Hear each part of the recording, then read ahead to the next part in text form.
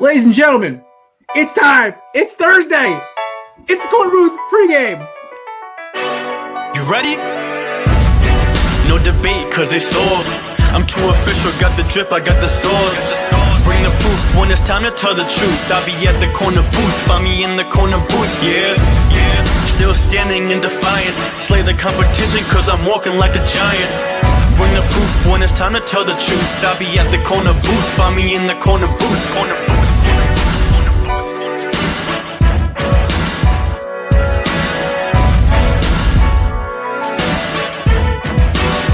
I see myself. Kate, I feel like I have not officially said this. I've tiptoed around it. Kate, will you marry me? Do I have to answer now? Or No, you have time. You can think about it. You can think about a way to say no without hurting my feelings if you want. Oh lovely. I'll send you a letter. Just don't even. Right, cool. Thank you. Shit. I'll send you my address later so you can send it to my house. Yeah, I'm never giving you my address. I don't want you getting that close. Oh, I know. Oh, man, that intro never gets old, man. Classic. What'd you say? Want to hear something funny about that? Has she not talked to you since? No, I talk to her almost every day. But no, I was talking Nice. to Pat the other day, and I mentioned how I was hanging out with the girl this weekend and how she likes yelling at me, calling me on my shit. She's kind of mean to me, and I think I'm going to marry her. Pat's immediate response was, I didn't know Kate was in America. Okay, so for those of you who are new to the show, Pat is our marketing wizard. He's also one of our co-hosts for the Korner Booth pregame, and he always takes a sabbatical from about February 15th till about August 31st. And I have no problem with it. Pat gives us his service about 16 to the 22 weeks of the NFL season. I'm totally fine with it. He also gave us his service for a This couple country. years in Kuwait, so we can't give him too much shit. Yeah, I can't give him too much shit. Love that. Late boys and girls, it is the Korner Booth pregame, NFL draft pregame. See what I did there? Just I got really lazy with the title today. Only an hour show today because of course Dan Mader and the boys are kicking it off at 7:30. Me and Kev, of course, are getting on at 10:50 for picks 21 through 25. Yeah, dude. I have to go to Boston tomorrow morning for a board meeting. That's going to suck. Nice. Hey Kev, I found a new energy drink you should try, and it's a little lower on caffeine, which should definitely help your overindulgence of it. It's called Rowdy. I love them, dude. They're What is it, like 200? Celsius is good too. 160. Not enough. Not enough. Dude, I drink like 90 milligrams in the morning tops. I drink 90 milligrams during lunch. That's right. You have a soda with lunch. I forgot about that. Oh boy. Yeah, I'll have like some days I've had a coffee in the morning, an energy drink with lunch, and then a soda in the afternoon. Okay, That's insane. that's doable. I should just start okay, doing I Coke shouldn't like an talk. adult. I shouldn't talk. I used to do pre-workout in the morning, monster with lunch, and then a monster before after work meetings. That was also bad because I have pre-workout that's 300 milligrams of caffeine. So I'd have like a coffee, an energy drink, a soda, and then 300 milligram pre-workout. My pre-workout's like 320 milligrams. Are you still and then doing I start my day. Nitro what are you Nitroflex? You're still on that shit. I got off it after they changed the formula. If I don't feel like I'm about to run through a wall like a Looney Tunes cartoon, it ain't worth it for me. Their That's fair, OG that's fair. formula back when I was in college, I used to be able to do a full leg day and then go run routes for my roommate who was the starting quarterback for Southern. Or at least I think he was like one of the starters, like they rotated. And I literally would like go out there. I'm like, hey, Brian, you want me to run routes for you? He goes, you sure? I'm like, dude, I got all this energy. I need to do something. Hey. So That's yeah, no, amazing. I love Nitroflex. The blue raspberry ice is my favorite. Oh, bro, that's my go-to till this day. The green apple one with the creatine's not bad either. Mm. But like, I feel like pre-workout just creatine's a started. dangerous combo. I just started taking creatine for the first time in my life. How are you liking it? I like it. It's good. It's Okay. fine. I had to take a couple days off, or I haven't worked out in like a week because I had family shit to deal with, and then I've been sick all week. Not COVID. Tested negative 5 times this week. Dude, The somebody first, asked like- me because my allergies been kicking my ass. Like I have a little nasally too, voice right bro. now. Yeah, the Bro. person I was hanging out with this weekend said she was playing a fun game of, because apparently the flu's going around too, even though it's almost fucking May. It's like, am Yeah. I playing a game of allergies, the flu, or COVID? And she texted me that she lost that game. I mean, technically, you lose it regardless, but the results get progressively worse and worse. Yeah. Yeah. Bye, Jeff. I'm sorry. I just got your mock draft right now, so Yeah, I was excited to see dude's on his phone trying to read my mock draft. I'm Um, also trying. This is what happens when I don't have a freaking intern. I got to do everything myself. including pour your beer. Yes, exactly. Oh, boys, Frank Michael Smith, friend of the show, wished us a happy draft day to the All fellas. right. Shout out to my boy Frank. He is I also should- Team Apple Music. Shout out Frank A. Let's go. Team Apple Music, because okay, so he posted on a story today. We gotta talk about this. Jeff, you're Team Apple Music too, right? Like I've sent you albums before, yeah. So I have a real theory. I texted this to Frank, and he agreed with me. He goes, I say, listen, if you have an iPhone and you still have Spotify, unless you have some like masterful playlist, you're a sociopath. Yeah. The amount of extra effort it takes to convert all your to get all your music to go through another app is just bewildering to me. That's why agree. I still have Apple Music, because I don't feel like converting my entire library over. Yeah. Same. And I listen to the same like 50 songs, so it wouldn't be that much work, but it still is too much work for me. Send me a playlist, Kev. Do you like country music? Of course. He's getting into it.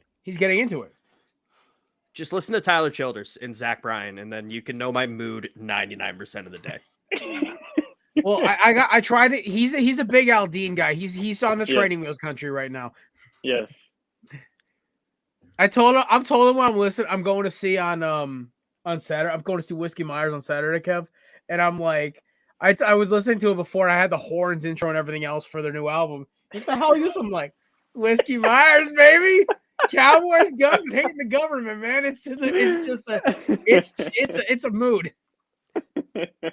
Yeah, fair. I mean, I saw a video on Instagram or TikTok a couple weeks ago, and it was this dude going around asking people, who's better, Dan and Shay or Alan Jackson? I saw that shit. I'm like, I have never wanted to punch someone in the mouth as much as I did seeing all those dumbasses say Dan and Shay.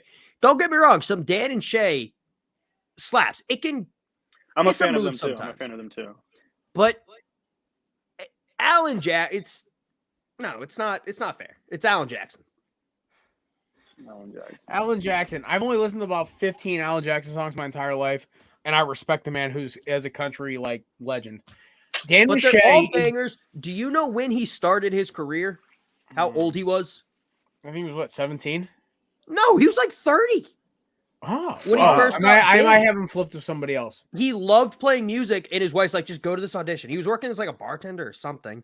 And his wife's like, just go to this audition. And he did, and then made it fucking huge. And I think he's still married to the woman. Wow. As he should be. Kelsey, Kelsey's you went just to bitter. Auburn. What are you talking I know about? Kelsey's a Cowboys fan and Auburn fan. He's just Oh bitter. God. True story. One time I text Kelsey because if you're one of my close friends at Belly Up, I make sure I have your number when I need a favor and you need a favor from me. So like McCarthy has my number, Andrew LeDuc has my number. These two jabronis next to me, they of course like are in my 9 pin text messages. And then of course I give my number to Kelsey. This dude calls me, and then me and him go on a complaining and bitching session about life for 25 minutes. It's freezing outside my house, and this motherfucker's in, I don't even know where the hell he's living right now. And I'm like, dude, I am freezing. My phone's at 2%. I'm going inside. I'll call you later. Yeah, I think 3 active people at Belly Up have my number, who are like part of Belly Up. Like they do. I never said it was your fault, bro. I never did. I just said this is what happened. Me and you started complaining about shit for like an hour. Jared, it's you, Mike, and who was the third? There was a third. Me. I wasn't counting you. Jeff's belly up adjacent. Who the fuck was the third? I did have a third. Doesn't Blaine have your number? No. Zach Mack? Zach Mack, thank you. Yes. Yeah, Zach Mack is everyone's Mack number. was the third. Yeah, because he had to text me pictures of a Memphis game he went to a couple years ago for so I could post on Twitter. So that's why he has my number. Let's see. I have Mike, Blaine, you, Andrew McCarthy, Kelsey, Shannon. She's not with Belly Up as much. I know. It's sad. Let's see what else. Kelsey, yes, Kelsey. Probably some of the craft brew guys. Oh, all of them. I have all three of their numbers. We're in a group chat where basically we yell at Mookie for getting. What the fuck? I want to be in this group chat. It's not much of a group chat. It's me. It's Mike yelling at me for trying to steal his co-hosts. I don't care. I want to be in there. I want to yell at Mookie. Are you shitting me? Dude has like 18 followers. By the way, anyone watching this, he's the official mascot of the Houston Gamblers. Don't believe me? Everyone go Put them follow side by Mookie's side. Everyone go follow Mookie's Mad Money on Twitter. He only has 18 followers. It's hurtful. Sheesh. My boy, listen. Mookie, if you put Mookie's face next to the Houston Gamblers mascot, they're the same person. Who is this? It is literally it is Mookie. How? Kelsey, they literally saw a random picture of Mookie on Facebook somehow, and that's the mascot. They literally slapped the cowboy hat on him. Wow. I'm telling you, literally, I call them the Houston Mookies. I don't actually call them the Houston Gamblers. Also, I don't know if he's been on Twitter since April 2nd. The thing is, I don't think within this month. He's worse than me with the tweeting, I swear. Yeah, no, he is. I tweeted. I didn't tweet that much today, actually. Oh, my last tweet was when I called out the Diamondbacks for not swinging at first pitch strikes, and ever since then, I think they have a winning record. Yes. I tweeted 4 times today, not counting retweets. Can you guess how many of those were about the Emergency Economy Stabilization Act of 2008? 2. It was 3. Wow. Okay. I That's tweeted shit today 3 times about that act. See, Kevin, I love you dearly, buddy, but when you start talking politics, my eyes glaze over. It's not you. I just hate politics on Twitter in general. Yeah. I literally, anyone I saw on my timeline who complained about student loan debt being forgiven, I just retweeted, said, how do you feel about the Economy Stabilization Act or Emergency Economy Stabilization Act of 2008? See, and then Mitt Romney, and they were, TARPs was the something risk something. And I said, reminder, Mitt Romney supported this, so what the fuck is he talking about? At this point, when I look at everything from like, I hate this view, I really do. This one's better. Everything my green screen looked better the other one. It looks. I'm just kidding. It looks because like Kevin's got half a green screen. I got half a shelf over here. Yeah, this looks good. Yeah, we're good like this. It only looks like shit when we have to do corner booth dartboard. Well, then you can change it for that. Well, we have time for that today. Yeah, you can change it for that and then change it. Yeah. So make sure, boys, you have somebody put on the dartboard, Ben. Jeff, you could put the entire Brooklyn Nets or just Ben Simmons on that if you want to. So sure. What? You're a Nets fan? Yes, I am. I forgot. I Jeff, I'm sorry. I forgot Kevin was coming on. How could you forget that?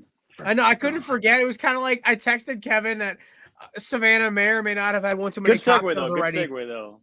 You know, it was a good segue. I mean, listen, my team, my best player started going like this, the Memphis crowd, and then the dickhead kicks a ball off his knee and needs Anthony Edwards to hit a Kobe Bryant shot to keep us alive. I'm sorry. Cat is becoming one of my least favorite NBA. He is too to me. I'm starting to hate this man more and more because I'm the greatest big man shooter of all time. I know. Okay, listen, he's probably the best 7-foot 3-point shooter of all time. Yeah. Or close to it. But listen, like, dude, shut the F up. Just play ball. If you're gonna talk shit, talk shit. Pat Bev is like taking him under the wing, bro. If you can see, No, like listen. he hasn't Well, talked Pat shit Bev has up a until this brand to season. stick to, and Pat Bev is good what Pat Bev does. Yes. Listen. Cat's not a shit talker. Cat is gonna blow by your center and throw one down or hit a three in your face. Or also- bitch and moan that you're being too mean to him. Exactly. Like, Stop complaining about the calls. Leave that to Pat Bev and Chris Finch. Do you see D'Lo or Anthony Edwards complaining? No, they're laughing and they move on. Like, listen, this is why D'Lo does complain though. Even when he was in Brooklyn, he complained a lot. Well, yeah. but Now you watch these games now. He barely says 2 words to the ref and keeps moving because he knows it's not going to work. Cat's also the kind of guy. If he talks shit to me, I would just laugh. Like I don't find him intimidating, even though he's 7 feet tall. He has like a foot and a half of me. I would not. Shoot, I don't know what to tell you. I would not. I could say something mean to him, and he'd probably go crying. Not to his mom. I texted this to Jeff after the game the other night, and I said, "Listen, after what I watched today, I firmly believe Anthony Edwards will be the alpha dog and the leader and the best player in Minnesota by the next year." Because I will 3,000% buy alpha dog and leader. Best. I still think Cat's a good player. I believe in Anthony Edwards' development. I think it might take until the season after, like midway through the season after, to be the clear-cut best player. Kelsey's on point here. Like, listen, I know he can shoot threes, but like, dude, like when I have 5 guys on the perimeter and nobody's getting to the basket against the team that didn't have Jaren Jackson Jr. on the floor for the last 10 minutes of the game, that's not good. And the thing is also, it's like with Edwards, I love Edwards for 3 reasons. One, he has no fear. That kid will do a step back crossover jumper in your face, and then if he hits it, he's letting you know. If he doesn't, he's just like, fuck it, I'll just take another one. I don't care. And he has no fear attacking the basket, and he's built like a fucking linebacker. Which most of these new guys, they're not like built right. Like this dude is proportionally built, and he doesn't look like a defensive end. Zion trying to attack the basket. So I actually am not as worried about his health as I would be like a Zion Williamson or something like that. But like everything about Edwards gets me excited. Kev, do you remember our boy Joey used to work for Belly Up back during the pandemic? Yeah. His last text I ever got from him was the night of the draft. We were recording this show, and he said, "Dude, Anthony Edwards is going to be a stud. He might be the savior of Minnesota." And I'm like, okay, I'll believe when I see it. And I'm like, okay, this dude's Pat Bev is actually it might be the savior of Minnesota's basketball, and A-Rod too. Sorry, which is a wild statement to make. Yeah, I know. Well, no, Pat Bev is the savior. Pat Bev is the culture change. Okay, Pat Bev is a culture guy. That's the thing. It's like listen, Minnesota had a bunch of dudes who like. Minnesota was a bunch of soft guys. Literally, it's a bunch of good role players and 2 soft superstars and a rookie who has a lot of potential. But here's the thing. There was no connection. Chris Finch is a great coach. Also an Eagles fan, by the way. He's from Pennsylvania. Southeast PA, by the way. I think he's from the same county as Mark, by the way, Kevin. Okay. Yeah, no. Anyway, I was waiting for a response. You're just staring at me like I'm from fucking Mars. So then, cool. I say, and then apparently Pat Bev literally after I think they lost by like 30 to like it might have been the Bulls. Not Bulls. It might have been like the Pelicans or some team that like like one of those like mid-range teams like they were. He apparently just yelled at everybody in the locker room, was like, "What is your role in this team?" And went down the line. And ever since, I think their record was like.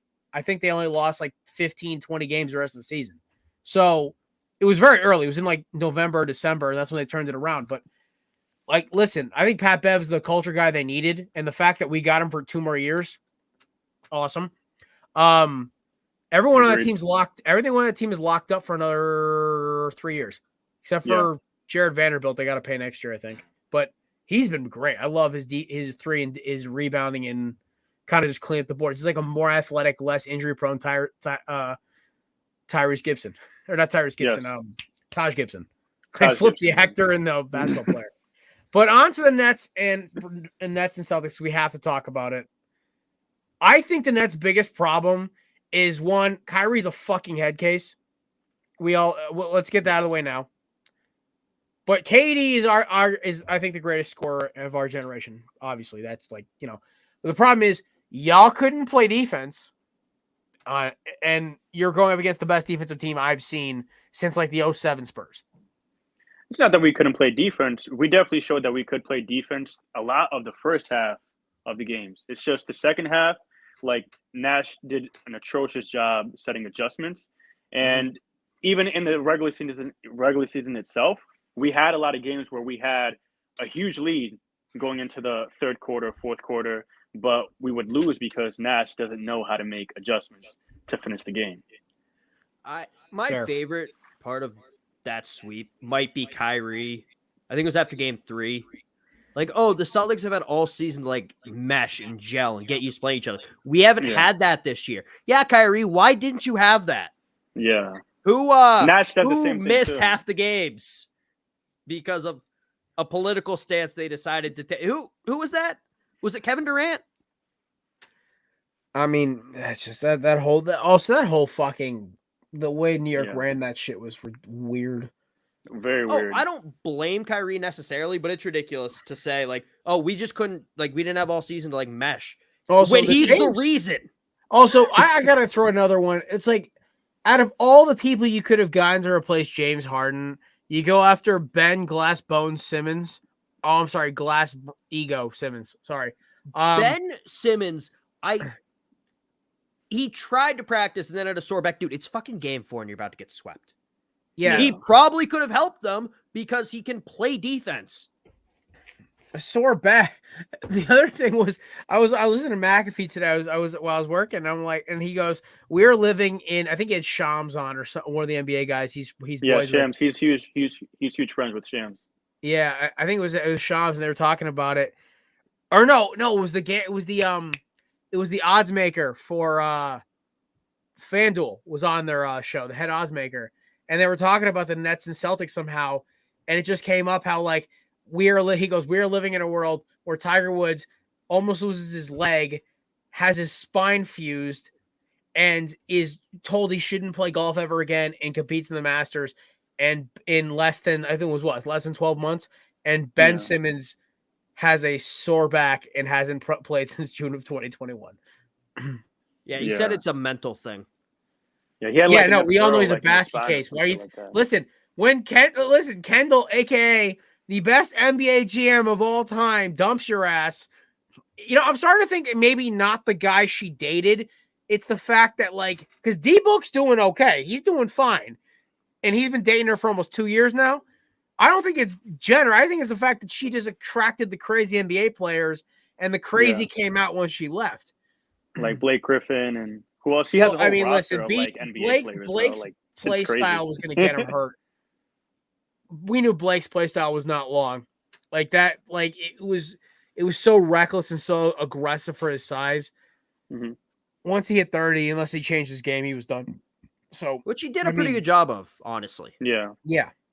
But like Jordan Clarkson, I mean, he's doing okay now. I forgot you dated Jordan Clarkson. But he's on a small market. He's not on the Lakers anymore, so nobody talks about him. Yeah. And then, I mean, then you got the clown, Ben Simmons, dude dressing like a circus clown with those outfits, man. Yeah. Some of them are very sus, I'm not going to lie. But all in all, Kev, you know, we get a healthy roster come next season. I hope we see y'all again. Because we had y'all last season. Roster. We had y'all last season. We beat you guys 4 games, right? It was like 4-1. And then obviously you guys beat us in 4 games this season. So I hope to see you guys. Here's the thing, y'all aren't going to have a healthy roster. Ben Simmons either isn't going to be healthy or he's going to be gone because I think we're considering on trading him, but like, you know, Joe Harris was like huge for us in that for a bag of series. Chips. I was thinking to myself, like, I would love for the Nets to move on from him, but it's like, who's going to take him? Jazz, they have enough cap. Or I don't think you could go get. Oh, listen, go get Marvin Bagley and Harrison Barnes. There you go. Send him out send him out to Sacramento. Let him go out to diet and pasture. The Jazz can get more for Rudy Gobert, so I don't think that's going to happen. Also, y'all need. Well, we got picks as well too. We got a lot of trade value. Because I know, like, we have our first rounds and we got Sixers first round as well too that we got from the Seth Curry, Drummond, Simmons trade as well. So I forgot it's going to be an interesting offseason to say the least. I gotta love how wild and wacky the NBA is. Yes. Oh my It's like a soap opera. Oh, I also want to bring something up. Okay. I was right. I was spot on with my assessment of Herb Jones. Yeah.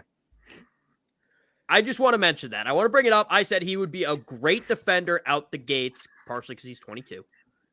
And his scoring would eventually come along.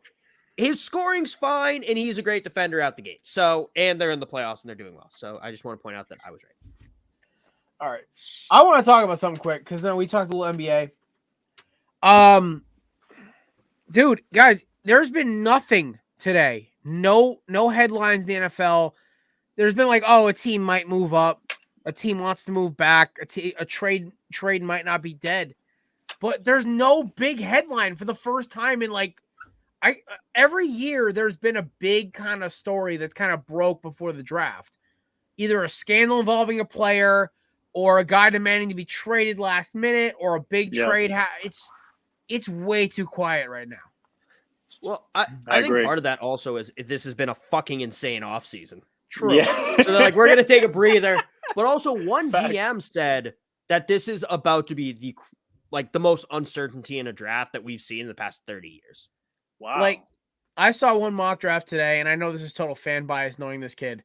He was like, oh, Patriots are getting Jameson Williams at 22. I'm like, yeah, when pigs fly, there's like 7 teams. Won't let them get past 17. Yeah, I was hoping for that earlier on in the draft process, that the injury would make him fall. But in the last couple weeks, they'd be like, no, that's not fucking happening. Yeah, we teams may not get him until the beginning of October, but they're like, we don't care. This kid, his pro comp is a taller and a more physical Deshaun Jackson.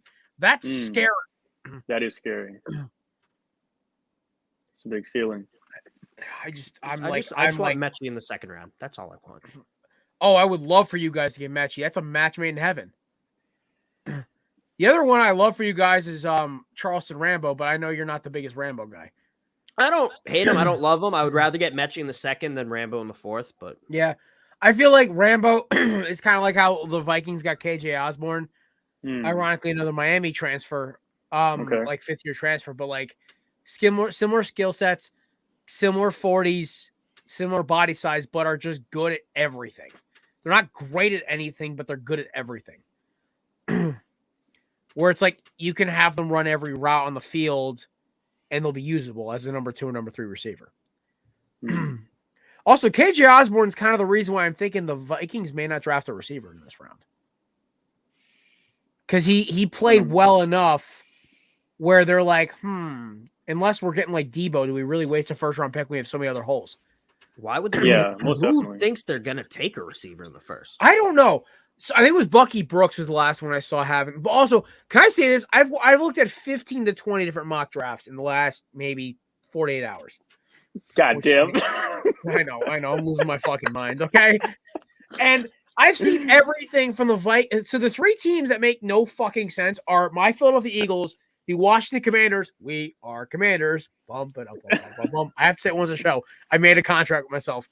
And then the Minnesota Vikings. Oh, and the Atlanta Falcons. I'll add them. I have no idea what those 4 teams are fucking doing. And it scares me because it's like our intro. When Charlie Day yells, wild card, bitches! It's like, it's going to be like the Cincinnati Bengals last year where, Kevin, you and me were looking at each other on camera. We're like, oh, this is just a monkey wrench in the whole fucking system. This is going to fuck everything up. Yeah. I think I know where those teams are probably going to go. I think Philly will go receiver 1, corner 2nd, unless they can get us, unless Thibodeau or Sauce, who are the 2 guys that Howie loves apparently. Well, Sauce is a corner. Oh, I know. Well, no. Yeah. I know. No, I was wrong. So Sauce Gardner, like if they take Stingley, if Stingley goes first out of the corners, and Sauce starts slipping to like 7, 8, 9, and the Eagles like okay, we're trading 5 slots. We're because that's like a guy Howie apparently has him really high on his board. The other one apparently that they have really high on their board is Thibodeau, because they can have BG get his head. BG and Josh Sweat kind of take him under his wing a little bit, so the dude like works on his craft a little bit. Because the last raw DN they drafted was named Brandon Graham, and I think he made one of the biggest plays in Super Bowl history, or one of the biggest plays in Super Bowl history. So I think like Jackson was bigger. to say. I mean, a team's first Super Bowl versus a team's like fifth. I mean, or sixth. Sorry, but you got. Listen, buddy, I love you. Like the Eagles Super Bowl was like for this. Like that was just. It was also our fourth. Which one? Which one? Oh, that was. You mean? Don't you mean Malcolm Butler? Yeah, that's what I meant. Sorry. I was like J.C. Jackson, bro. I think he was a rookie in 18. No, I meant Malcolm Butler. Yeah, Malcolm Butler's is warranted. That is a better play than Brandon Graham's. I will fully admit that. Yeah. But like, I think it's better than I think it was a better play than the freaking Philly special. Even though the Philly special had me fucking jumping. No. Yeah, no, I wouldn't put that over the Philly I special. mean, if anything, they're both top three. Helmet I put the catches Philly up special there. top 2, and I'm a Giants fan. Helmet catches up there, kid. The Manningham catch was just a great catch. Can we just relax on that? It was a beautiful ball, and it was a great catch. Like that's what it was. It was the Santonio Holmes catch was insane. Because that Ben misses that throw 99 times out of 100. So you say that Eli makes that throw 99 times? No. The only guy who might make that throw is a fucking laser guided robot. Like shit. Ben just hit the perfect angle with it. It's like, what do you want me to fucking say? Sometimes in football, you make a throw that shouldn't happen. Okay. That's what it is. So I mean, but yeah, no, I honestly think I don't buy Eagles trading up. I think they're spreading these rumors to see if somebody will bite. Mm-hmm. I also think somehow in that trade block, Rager will get dropped in there. It's like, hey, instead of a late round pick, here's a disgruntled receiver nobody wants. Oh man. Listen, I guarantee you it's going to be an Aguilar thing where he gets to another team and just starts putting up numbers. The two dumbest mock drafts I saw, both by the same person, had the Eagles trading Jalen Hurts for Carson Wentz and a bunch of picks. Oh, God. Who did this one? I'll give you 3 guesses. You don't have to say their name. Do they work for Belly of Sports? Not anymore. And then Jalen Reagor for a 2nd-round pick. Okay, so they don't work for Belly of Sports anymore. That narrows down the morons, and I will definitely say their name on air because I love starting beef. Nope. He was one of the ones who left nicely. Oh. Kev, just put in the private chat. Also, I'm surprised you can't fucking figure it out. Because hates Jalen Hurts. Oh yeah, wants to literally make love to Carson Wentz. Oh yeah, he was worse. He was worse than me. I forgot about this kid. Oh my god. Oh worse man. than you. Just I think I know who it is. Kevin, just put in the chat because I think I know who it is, but if it's but yeah, no, I just the dumbest one I saw was Joel Klatt. He had the that's how I thought it was. I don't know how to spell his name either. I just called him I just used his first initial. There we go. Joel Klatt's an idiot. So I don't know. Joel Klatt is a great commentator. No, he's not. Him and Gus Johnson are fucking electric. I'm sorry. I love that combo. Yeah, Joel Klatt has the biggest anti-SEC bias I've ever seen. Yeah, I know. To this day, he probably thinks Joe Burrow was a terrible pick. Yeah, well, also, then again, I've also heard dumber picks on the show by other commentators we've had on, so. Well, okay, so, Jeff, I'm going to ask you this question because I texted Kevin this yesterday. So, our boy Cruz, you met him before. Great guy. Nice guy, right? Mm-hmm. He tweeted out just sleeping, waiting for the Saints to draft Jameson Williams. And Kevin, being the sick bastard he is, goes, until Howie Roseman snakes you guys with the pick before like he did to the Giants the year before. I don't know if he added that last part, but that was the vibe I got in my head. Just said the meanest thing he's ever done is giving the Saints the 16th overall pick just to take Williams 15. Yeah. I mean, then again, he did the same. Him and the Cowboys did the same thing to the Giants the year before. That's the vibes I got. Howie's just vindictive. That's so you're gonna bring that up? Oh, so the Saints might do a reverse then. They might do to the Eagles what the Eagles did to the Giants. They might trade up to 14. Hey, you know what? Fuck it. Honestly, at that point. So here's the thing about it. It's weird, right? So my boss was asking me. He goes, "Okay, you want a receiver first pick?" I'm like, "Yeah." He goes, "Who do you want?" I'm like, "Well, I know the rumors are getting shot down just because they're working out together. I would love it to happen, but I would love us to make a move for AJ Brown. If we can't, fine, fuck it, whatever. I know it's a pie in the sky dream. But then it's Jameson Williams, But then it's Garrett Wilson and Treylon Burks, who are both going to be possibly there if James Williams is off the board at 14. And I'm like, Burks, my pro comp to him is a very raw Des Bryant. I'm okay with that. I really am. I would, him in the Eagles system be great. Same thing with Garrett Wilson. Would love it. Or we go get like a Christian Watson in the second round. That's fine too. The thing is with this receiver draft, there's no like, there's like the 5 really great ones, but the ones below, it's not like a drop from like CeeDee Lamb to Jalen Reagor, okay? It's more like a little less, it's more like Mike Evans to Odell Beckham. I'm not saying that talent, but I'm saying the difference between their talent. Well, just because the Eagles fucked up their pick, let's not say I don't want to talk about Reagor, 2020. Like there were receivers I was not after him sober by pick 5, okay? There were picks after him that were very good. Yeah, I know. Okay, listen. Watch you guys take George fucking Pickens. Claypool at 21, okay? Like shit. Watch you guys take George Pickens in the first round. Oh my god, no, don't say that man. shit. Don't say that shit.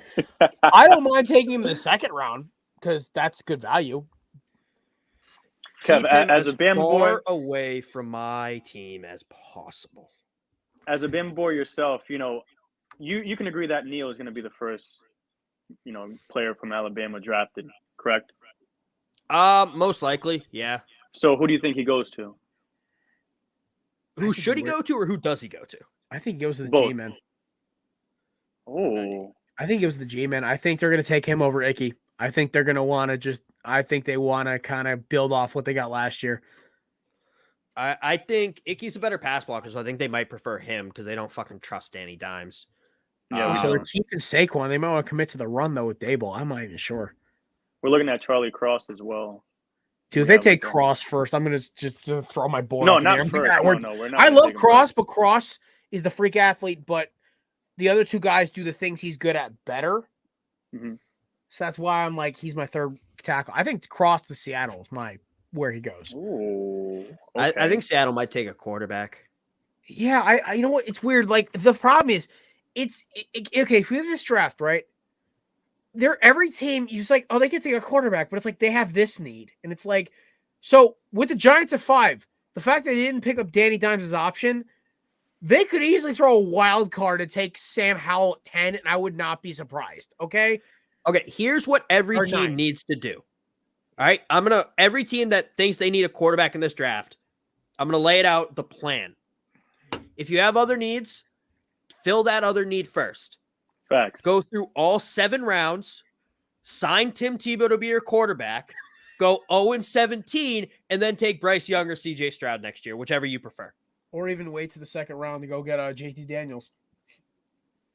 Yeah, just do fucking something besides pick a quarterback in this class, unless you have an incumbent starter who's nearing the end or a stopgap guy and you take Malik Willis.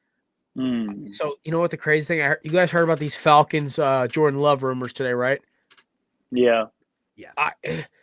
Because Charles Davis was on McAfee, and I was listening to him. I'm like, he goes, listen, the guys are having him. The rumors are getting up because I think it was like 85% or higher of the draft boards have Jordan Love still ranked higher than every single quarterback in this list, and he's only got 2 years left on his deal.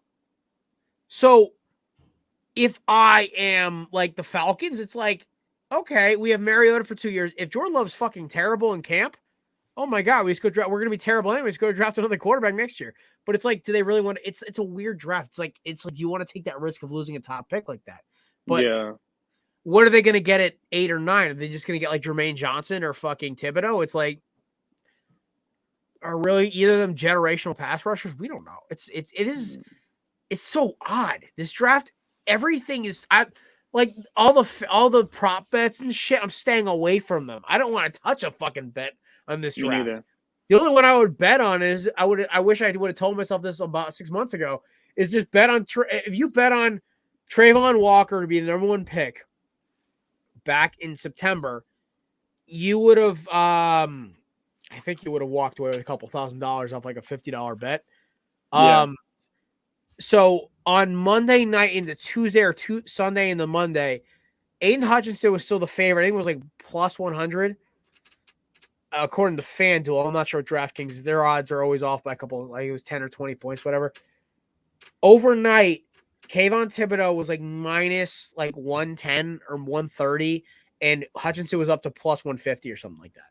Yeah, I seen that. It was such a huge swing, and I was like, and the guy, the head odds maker for FanDuel was like, yeah, it's really weird. It's like we had to change it because we saw a bunch of guys just start throwing more and more money down on Walker. And I'm like, yeah, there's also the rumors that Trent Baalke loves like those freak athlete guys like a la Alden Smith, who he took while he was in San Francisco. But the other thing is like, it's also like the Jags would totally do that. And, you know, Yeah, because it'd be a fucking you terrible guys have pick. both heard my opinion on Hayden Hutchinson. I'm like, he's going to be okay. But it's like, he's going to be a good, solid pro. But it's like Walker's ceiling is 1,000 times higher. It's like, I don't know. Okay. I think the Jags need to go offensive line with one. I do Me too, too. but they're not going to. You took a number one pick on a generational talent at quarterback. He was not very good because your team around him was garbage. You go and spend $84 million on Christian Kirk. At least fucking protect him. Protect your quarterback. I think And the Dougie P is Lions- definitely going to go lineman. And the Lions need some fucking stability on that team. Yes. They need, if they take the second overall pick and they take Aiden Hutchinson and he's a fine pro. He makes a couple of Pro Bowls. Maybe He's a Michigan boy. Hometown hero. Maybe comes close to leading the league in sacks a year or two. You know, you can look at that and go, yeah, they might have been able to get a better player, but it's not the worst Lions pick we've ever seen. Oh, no. That would be Charles Rogers. Yeah, they just need some fucking consistency. That's all the Lions need at this point. I can see My Aiden having biggest like thing maybe is like a that- Sue type of ceiling with Detroit, in a way. I think Sue was probably a little better, a little more dominant at his peak, but yeah, I'd say career-wise, yeah, about the same. Oh, I can't even. It sucks. You can't even bet on the draft through DraftKings. This sucks. I was trying to see, like, I was gonna put money on a tackle getting picked first, because Ooh. I'm thinking Doug Peterson and what Doug Peterson's about, and everyone's forgetting that man. That man wears a visor. He is a wild card of a human. Yes, he is. Okay, and the fact is, Kevin hit a string in my head. I was like, a Doug Peterson pick is not going to make sense except to Doug Peterson and his GM. And Derek Stingley, number one overall. There you go. No, I'm kidding. No, they're gonna take fucking they're gonna just throw a complete monkey wrench in it and take fucking like Garrett Wilson, number one overall or some shit. No. My biggest thing with Doug is an offensive line first guy. Yes. He's a former quarterback. He saw what a good O-lineman did for his team when he won in 2017. Those boys kept Nick Foles upright and also had 3 running backs all rush for over 450 yards, which is, for a 3-man running back combo, that's not bad. I think Ajayi had 7-something, Blunt had 7-something, and I think, man, it wasn't Sproles. Clement had like, I think 800 all-purpose yards or something like that. So it was a really good running backfield. And along with their like, you know, plug and play offense, it was effective. They put up 41 points on the defending champs, defending champs. So my thing is with Peterson, it's such a Doug move to chuck a monkey wrench in this and just take Icky first overall or Evan Neal. I could totally see them doing that. Mm. Okay. I want to It's say Evan if he Neal, takes though. Icky, that's a terrible pick. Yeah. In terms of value and if you're going offensive line, I think Evan Neal's the most valuable because, again, Icky might have a higher ceiling. I've read some things saying that. Evan Neal is a plug-and-play guy day one. Yes. But also, Yes. it's not the worst draft pick that the Jaguars have made in the past 2 years. That would be taking Travis Etienne after you had James Robinson go off for a year. Yeah. Well, again, I think the Urban Meyer year just lives in infamy for Jacksonville itself. Yeah, unfortunately. Fair. Yeah. But Dougie P is going to turn things around, though. There's this Instagram account I follow, Sports Right. It's like Clay Cole, The Onion, and it just does sports headlines. Hear us out. A horny Jaguars coach who also wins games.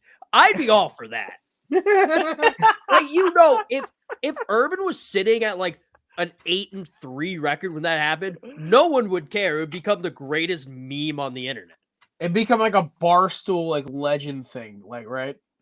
Yeah. The Jags might start selling shirts of him just grinding up on a Super Bowl trophy if he had won the Super Bowl that year. Bro. Okay, there we go. So we're reaching the 5-minute mark here, or actually, no, the 15-minute mark here. First of all, coming up next, we have the Belly Up Sports Draft Special hosted by our own Dan Mader. Over 50 guests across Belly Up Sports and all of our friends and affiliates and everything else. And, of course, that is coming up right after this at 7:30 Eastern Standard Time. This next segment is brought to you by our great friends. And I just deleted the fucking banner. God damn it. All right. It's brought to you by our great friends at yeetsofficial.com. Promo code Corner Booth for 10% off.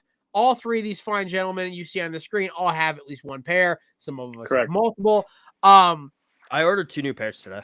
Nice. I have to order Pet Frank's pair, and I'm trying to duck that conversation. I just keep forgetting. It was kind of a gift for him coming on my show last minute to help me out. I will say this. They are Jared-proof sunglasses, and they are Saban-proof sunglasses. Kevin approved. I don't know if they're ghost-proof yet. He doesn't eat things. He just likes to break things for fun because he's a sick, sadistic cat. Either way, love him to death. He's passed out currently on the couch across the room from me.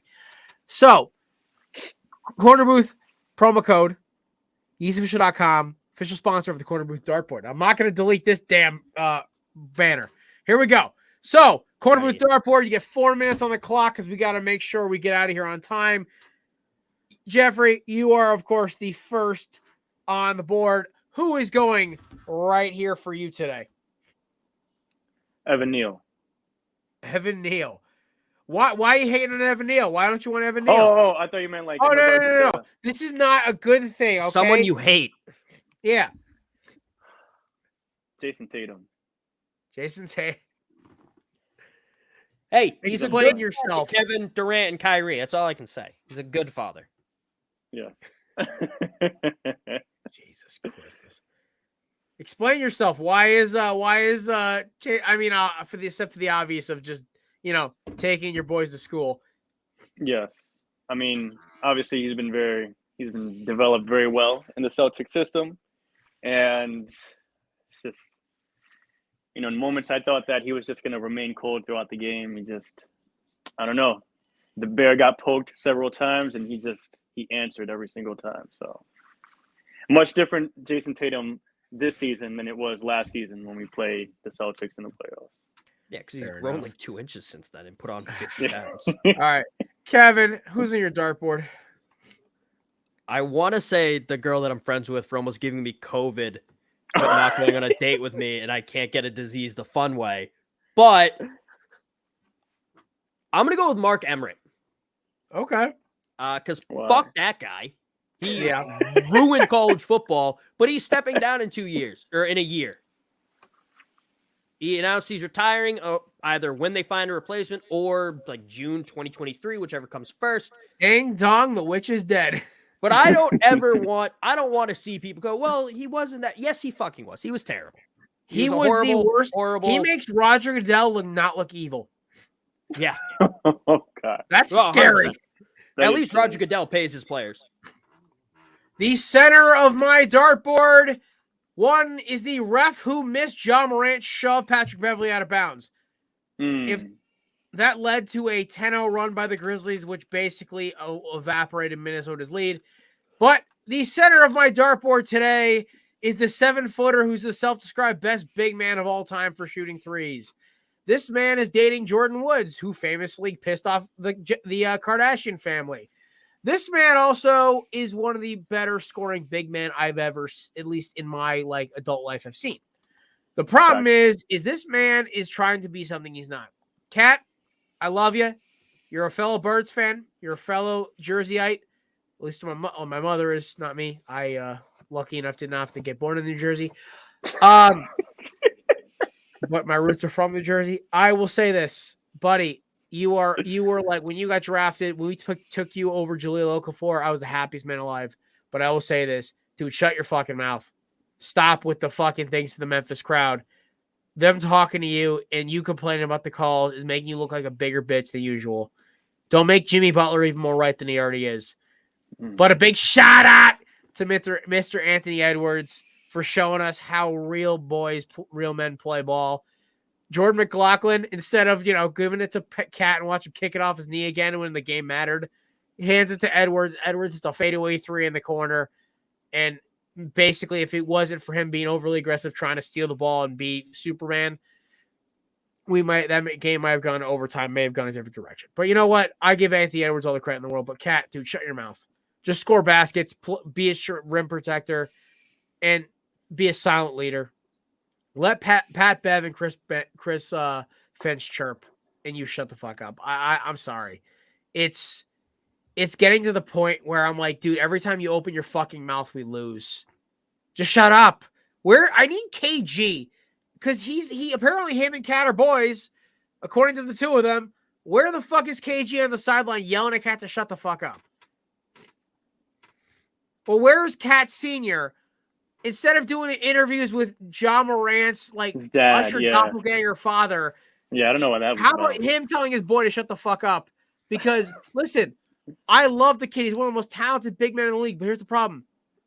Dude, you put a target on your back and then you kick the ball off your knee. When if you hit that basket, they have to start fouling and shoot free throws. But instead, no, it allows John Morant to come down the floor and hit a 3. And oh no. Oh, here come the Grizzlies again. Instead of us going into Minnesota with a 3-2 lead, knocking off the number 2 seed Grizzlies, we now have to win 2 straight to win this series. You should be learned the 3-1. first time, dummy. That's Korner with dartboard. My legs are going numb. That's one heavy piece of fucking plywood. Oh my god. All right, boys, we got about 7.5 minutes. Oh. Kevin, who is your dream scenario for your Patriots tonight? Every other team becomes a fucking bitch and gets scared about Jameson Williams' knee and doesn't draft him, so he falls to 21. Okay, so if that, but like realistic, preferable scenario, I guess the right word for this. I wouldn't mind Nakobe Dean, honestly. Add a little bit of that speed to that. He's on a little undersized, but add some speed to that linebacking core. Well, he can lay a stick. That's why I like him. Yeah, that too. But the speed and the agility is more what I care about. That group has gotten very old and very slow very quickly. Jeff, what is your dream scenario for your G-Man tonight? I'd say Neil at 5 and Kayvon at 7. Okay. That's actually what I think my mock draft is. Actually, really, I think so. I go back and look. It's either Icky or Neil at 5, and then I have you taking a pass rusher at 7. Okay, or vice versa. Either way, it's still like you guys are getting those 2 positions on it. My dream scenario for the Philadelphia Eagles, pie in the sky, is that they call the Titans up, give them the 15th pick, one of our first next year, and a second next year or this year, and we get AJ Brown. Somehow throw Jalen Reagor in that deal. And then we go get like Andrew Booth with our second pick, with our late first, and then maybe go get like if he's still there, a Jobo for a dev pick for next year. But ideal. That's ideal. That's probably not going to happen. But realistic scenario, Jameson Williams or Garrett Wilson at 15, and then Andrew Booth at 18. I like that. I like Booth because Booth can play both man and zone, which the Eagles like to rotate. And I feel like with Darius Slay kind of guiding him, he actually might be a solid corner. Unless Darius fucking hates him. Well, that is also a possibility. But then we also have Zach McPherson, who actually played very well when he actually came in relief. It sucks we lost Steven Nelson, but I'm happy he went to his hometown team. Yeah, I did see that.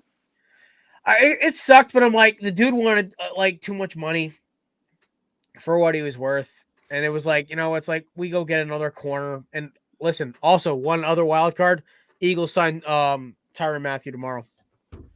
That's not tonight. You said tonight, you liar. Well, I mean, like a Jobo and Tyrann Mathieu tomorrow would be a perfect bow on the cake, man. Yeah, I was gonna say Ojobo the first is a bold No, strategy. listen, unless you want to trade back, the only way I'd accept any team taking a Jobo in the first round is if you trade back up into the bottom 4 and just be like, fuck it, let's take a flyer on this one. I also, one bold prediction I have, I think the Bills will take a running back with their first pick. Ooh. That shouldn't be a bold prediction, but it is. Well, because it's like, I really think they'll take the kid at Brees Hall out of Iowa State. Or they throw a complete monkey wrench in that bitch and they take Kenneth Walker. I love the kid out of Arizona State, though. I think he is LaShawn McCoy. Like, agility, good open field speed, good catching the ball, and he just does everything right. But the problem is he gets no love because he's a Pac-10 running back. Or Pac-12 running back, sorry. I mean, I watched about 20 minutes of tape with him after Uke. Shout out to my boy Uke. He's got to be losing his fucking mind right now. This man wrote about 95 fucking player profiles for Belly Up, and today's the day. Also, shout out to my boy Uke for being a proud papa. He had a baby girl 2 weeks ago. Shout out to my boy Uke. My man is in Israel. Stays up until like 4 a.m. doing shows with us idiots. So, gotta appreciate the love, man. He's putting in the work for this. The Props to amount Uke. that he writes is fucking mind-blowing. He's a college kid, too, which is impressive. Jesus. This Jeez. man's Superman. I swear, his love of football is actually really awesome. And his mic presence, he's very good on the microphone, which a lot of writers, I'm not going to knock people, but like usually when we get writers on here for the first time, they struggle. You can handle a microphone. He's very good. He keeps you involved and he keeps you thinking. And his delivery is very good. So I was blown away the first time I had him. The only thing is his earpods, the fucking microphone is fucking terrible. Well, yeah, they're mics on headphones that aren't like headsets are terrible all the time. Yeah, I've called both of you before with my JBLs on. You could hear the difference. Yeah. Okay. Actually, yeah. You're right. But I think Jeff, you called me while I was on a run once, and I'm like, he goes, "What you doing?" I'm like, "I'm running." What the fuck do you think I'm doing? But yeah, no, it's been crazy, man. The off season, like, we made it through the first half of the off season, and after this is kind of just like, this is where it gets really fucking slow for like 4.5 months, and then it's like August comes around, everything gets crazy again. Boom. Oh, yeah. So, by the way, also, the corner booth would be taking a couple more. Of course, we didn't do a show Tuesday, obviously, because, there was nothing to talk about, really. We had the Darren Waller rumor for about 30 seconds, but that got shot down. Yeah. I don't even know what the hell happened with that. They were like, oh, we want to trade a franchise tag player. Like, you can't do that. It's not you technically, unless they sign, you cannot trade them. Packer fans always like being delusional. It's I like, thought oh, Savannah well. was going to blow a gasket because I think she loves Darren Waller more than she loves the Packers. So or at least it's tied. So if Darren Waller got traded to the Packers, I think her head would explode. I would have paid to see her reaction when she read that none of it was true. I would have paid good money. I don't think it to wasn't that. that was not true. I think it was the fact that it was like the Packers pushed for it, but it got pushed like it was happening now. And that's why I love headlines like this. Yeah, the Packers probably were making a bunch of calls, like a desperate X or some shit. Yeah. And the Raiders were like, no. Wait, how much? Fine, let's give you a couple picks. And then media's like, oh yeah, no, it's probably happening. I would have paid to see her face when she saw that the Raiders did. Oh my god, yeah. All right. Well, ladies and gents, shout out to my man, Mr. Jeffrey Nunez, coming on, Mr. Maserati himself for Kez hosting me at night, and also this handsome bastard below me, Mr. Kev, or as he pronounces himself on the I think Lord Bellhip Kevin. Yep. I've only referred to him as twice. You can find Kev, of course, Quad Tailgate and Belly Up Kev on Twitter. McCorkle Stan account. That is the greatest Twitter. You want some just great Alabama memes, just go to that account. Part of the Gump Twitter family, which, by the way, a very loving and heartfelt people. They love me, which I don't get why. They don't. Okay, listen. They're not loving and heartfelt. Well, at least to me they are. Maggie, Vinny, Cruz, Bond, they love me. So that's fine. So Fair.